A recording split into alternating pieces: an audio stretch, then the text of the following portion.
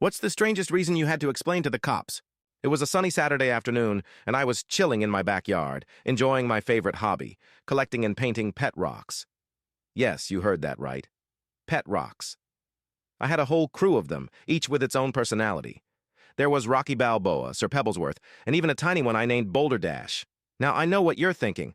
How could this possibly lead to a run-in with the cops? Well, buckle up. As I was painting Rocky Balboa a fierce shade of red, my neighbor, Mrs. Jenkins, walked by. She was the kind of neighbor who always looked over the fence like she was judging the latest reality show. I could see her squinting at me, probably wondering if I'd finally lost it. But instead of saying anything, she just huffed and walked away.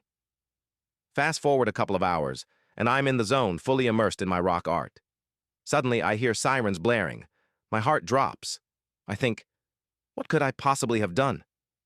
I peek over my fence and see two police cars parked in front of Mrs. Jenkins' house. Turns out she had called the cops on me.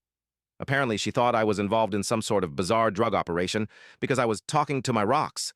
I mean, come on. Who wouldn't talk to their pet rocks? So, here I am, standing in my backyard, surrounded by my colorful crew of rocks, when the officers approach me. They're trying to keep a straight face, but I can see the smirks. One officer asks, "Sir, can you explain why your neighbor thinks you're running a drug ring?" I burst out laughing. "A drug ring? No way. I'm just painting my pet rocks." The officers exchange glances, clearly trying to process what I just said. Then, just as I'm about to show them my masterpieces, Mrs. Jenkins comes storming out of her house. "I knew it! He's got a stash of something in that yard." The cops, now thoroughly confused, ask me to explain. So, I pull out my rocks and start introducing them. "This is Rocky Balboa, and this is Sir Pebblesworth. They're my best friends." To my surprise, the officers start chuckling. One of them says, "Well, we've seen some strange things, but this takes the cake." After a few minutes of laughter and a promise to keep my rock conversations to a minimum, they let me go with a warning. As they left, I couldn't help but feel a bit victorious.